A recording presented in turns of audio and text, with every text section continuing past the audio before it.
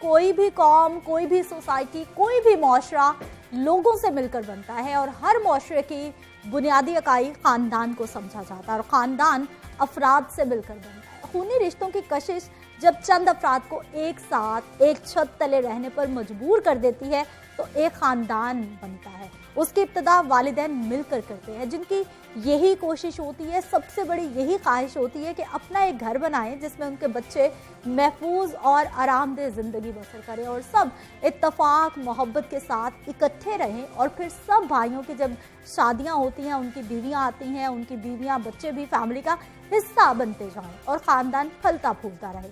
ایسے جامع خاندان کے سسٹم کو مشترکہ خاندانی نظام کہا جاتا ہے, جوائنٹ فیملی سسٹم کہا جاتا ہے. یہ صدیوں پرانی مشرقی روایت ہے. اگر ہم سب اپنے بیتے وقتوں کے خاندانوں کا جائزہ لیں تو کئی افراد کو ایک ساتھ ہنسی خوشی زندگی گزارتے ہوئے پائیں گے. مشترکہ خاندانی نظام تقریباً ہر گھر میں ہی رائج تھا. بچوں کی پرورش اور تربیت کے لیے جوائنٹ فیملی سسٹم سے بہتر کوئی ادارہ نہیں تھا. والدین کی عدم موجودگی میں بھی انہیں بھرپور توجہ ملتی تھی, خوب محبت ملتی تھی.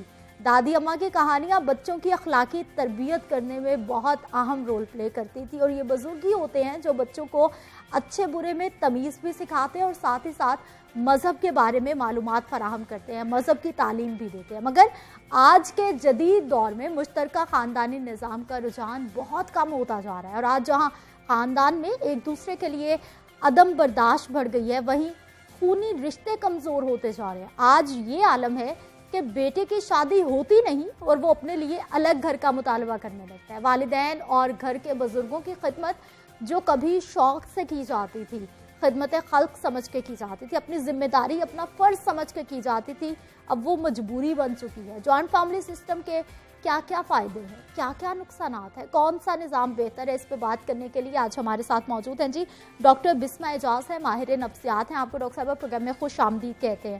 ڈاکٹر صاحبہ سب سے پہلے تو ہمیں یہ بتائیے کہ جوائنٹ فیملی سسٹم کے آپ کے مطابق کیا فوائد ہیں؟ Thank you Sidra for inviting me over this show. Topic جو ہے آپ کا وہ بہت ہی انٹرسٹنگ ہے. Joint family versus nuclear family system is talk of the town. Basically ہم جس بیک گراؤنڈ سے بلانگ کرتے ہیں, آپ ہیں یا میں ہیں, ہم سب ایک ایسی فیملی سے پرورش پاتے ہوئے آئے ہیں جہاں پہ ہم نے دادا, نانا, چچا, ماموں ان سب کے ساتھ اپنی لائف گزاری ہے, اور انہی کے سائے کے نیچے چلتے ہوئے ہم اپنی بہت ساری چیزیں ہم نے سیکھی ہیں. لیکن آج کل کے دور میں یہ دیکھتی ہوں کہ ہمارے بچے جو ہیں وہ آئسولیٹڈ رہنا پسند کرتے ہیں. ان کو کوئی بڑا کچھ کہے نہ, ان کے اوپر کوئی ریسٹرکشنز نہ ہوں, ان کو کوئی پوچھنے والا نہ ہو, یہ ان کو بہت پسند ہے چیز. اس کی میجر ریزن کیا ہے؟ ویسٹرن کلچر اور ویسٹرن سویلائزیشن کا ہماری سوسائٹی پہ امپیکٹ. وہ اس لیے کہ ہم جو میڈیا سے ہمیں ایکسپوجر مل رہا ہے, ہم باہر کے ملکوں کے جو ڈرامے دیکھ رہے ہیں, ہم باہر کے ملکوں کی جو موویز دیکھ رہے ہیں, ان میں تو یہ بہت امپورٹنٹ ایک ایلیمنٹ ہے نا کہ جیسے ہی بچہ جو ہے وہ تھوڑا سا اپنے پاؤں پہ کھڑا ہونا شروع ہوتا ہے, وہ فوراً سے اپنے ماں باپ کے سائے سے ہی دور ہو جاتا ہے. تو نانا, دادا, چچا, ماموں ان سب کو تو بالکل آپ دوسری کیٹیگری میں لے کے آئے نا.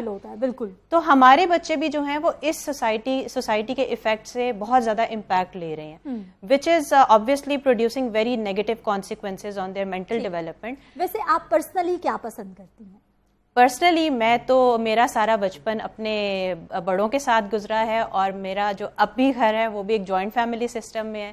تو مجھے تو بہت اچھا لگتا ہے کہ گھر میں بہت سارے لوگ ہوں, بہت سارے بچے ہوں, اور گھومتے پھرتے نظر آتے رہیں. بھی ہو جاتی ہے, کوئی اختلاف رائے بھی ہو جاتا ہے, لیکن فائدے بھی بہت سارے ہوتے ہیں جو کہ لوگ بھول جاتے ہیں. اسی پہ بات کریں گے. مجھے یہ بتائیے کہ جیسا کہ انہوں نے اب لینگویج کی بات کی ہے, ہمارے بہت سارے گھروں میں, میں خود آئی وٹنس ہوں اس چیز کی, کہ چھوٹے بچوں کو نانا نانی, دادا دادی سے دور رکھا جاتا ہے کہ یہ جی یہ تو پنجابی بولتے ہیں, ہمارا بچہ تو اسکول میں انگریزی سیکھ رہا ہے, اس کی تو زبان خراب ہو جائے گی. حالانکہ بچہ تو اس ٹائم پہ 2-3 لینگویجز ایٹ اے ٹائم سیکھ سکتا ہے.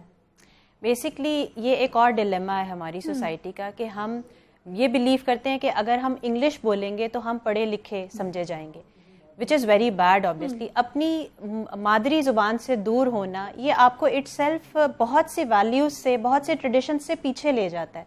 دادا دادی کے ساتھ بیٹھنا اور ان سے پنجابی میں ان کی باتیں سننا, ان سے وہ سٹوریز سننا جو وہ اپنے بچپن سے سنتے آئے ہیں, اس کا ایک بچے کی مینٹل ڈیولپمنٹ پہ اتنا اچھا امپیکٹ آتا ہے. وہ اس لینگویج کو تو سیکھتا ہی ہے, لیکن اس سے جو مورلز ڈیولپ ہو رہے ہوتے ہیں, جو ایک نتیجہ نکل رہا ہوتا ہے, وہ اس کو اتنی اچھے جس کو کہتے ہیں نا کہ ذہنی طور پہ وہ اتنی اچھی چیزیں سیکھتا ہے کہ وہ جو اس کے آگے آنے والی لائف میں اس کو بہت ہیلپ کرتے ہیں.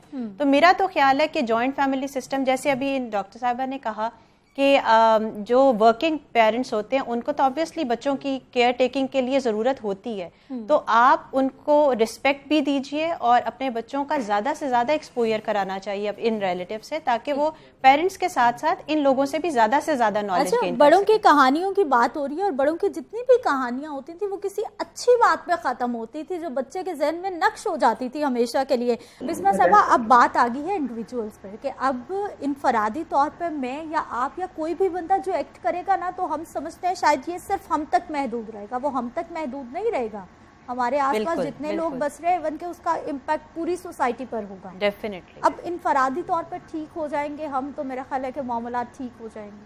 وہی کہتے ہیں نا کہ چینج ہمیشہ اپنے اندر لانے کی کوشش کرنی چاہیے, اس کی بجائے کہ آپ دوسروں سے ایکسپیکٹ کریں کہ ان کے اندر چینج آئے. ان کو آپ نہیں بدل سکتے, بالکل نہیں بدل سکتے, اور ایکسپیکٹیشن لگانی بھی نہیں چاہیے.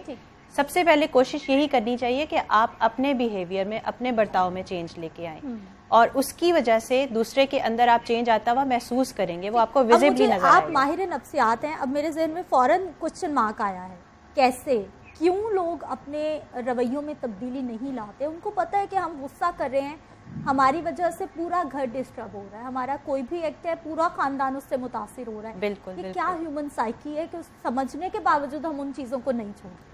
ایک ایلیمنٹ ہوتا ہے, ایک ٹرم ہے جس کو ہم ایگو کہتے ہیں, جو بہت ہی ایک لوز ٹرم ہے اور ڈینجرس ہے بالکل, اور بہت عام زبان کا استعمال کرنے والا لفظ ہے جو ہم عام طور پہ اپنی ڈیلی لینگویج میں بھی یوز کرتے ہیں. اب یہ ایگو جو ہے کہنے کو it's a 3 letter word, but it has a that much bigger impact کہ وہ انسان کی شخصیت کو خود بخود تو بدلتا ہی ہے, بلکہ اس کی وجہ سے اور لوگ جو ہیں ان کا بھی آپس میں رویہ جو ہے وہ اس سے بہت افیکٹ ہوتا ہے. دوسری چیز ہے پیشنس. ہم لوگوں کے اندر برداشت, ٹیمپرامنٹل کنٹرول اور صبر جو ہے نا وہ ختم ہو چکا ہے. ہمیں کوئی ایک بات ایسی کہتا ہے جو ہمیں بری لگتی ہے, تو ہم آگے سے اس کو 4 باتیں سنانے کے لیے پہلے سے تیار ہوتے ہیں. ایگزیکٹلی, وہ آدھے لفظ اس کے منہ میں ہوتے ہیں اور ہم سمجھ رہے ہوتے ہیں اگر ہم نہ بولے تو ہم تو چھوٹے ہو جائیں گے. اب فیملیز میں ایگو اور پیشنس, یہ دونوں چیزیں نہ ہونے کی وجہ سے یہ بچے جو ہیں میجورٹی آف دا ٹائم یہ سفر کرتے ہیں. تیسری چیز ہوتی ہے کہ آپ ٹائم کتنا دے رہے ہیں. ایک ہوتا ہے کہ کوانٹٹی آف ٹائم, ایک ہوتا ہے کوالٹی آف ٹائم. تو آپ اگر 4 گھنٹے بھی بچوں کے ساتھ اسپینڈ کریں لیکن بچوں کے ہاتھ میں موبائل ہیں, یا بچے جو ہیں وہ کارٹونز دیکھ رہے ہیں اور آپس میں آپ کی کمیونیکیشن نہیں ہے, تو وہ فائدہ کوئی نہیں اس 4 گھنٹے کا. بالکل فائدہ کوئی نہیں ہوگا. ڈاکٹر بسمہ صاحبہ, ہمیں یہ بتائیے, ہم فیمیل ہیں لیکن اس کے باوجود اب میں ایسی بات کروں گی کہ شاید آپ مائنڈ کر جائیں, لیکن زیادہ تر پرابلم فیمیلز کی وجہ سے ہوتے ہیں. خواتین زیادہ, آپ بالکل ٹھیک کہہ رہی ہیں, میں ایگری کروں گی آپ کے ساتھ. دیکھیں جو میل فگرز ہیں نا, چاہے فیمیلز ہاؤس وائفز ہوں یا ورکنگ ہو, لیکن ایک جس کو کہتے ہیں نا عورت کا امپیکٹ ہوتا ہے گھر کے اوپر, کیونکہ وہ ایک یونٹی کا ایک بانڈنگ ایجنٹ ہوتا ہے جو گھر کے سب لوگوں کو جوڑ کے رکھتا ہے.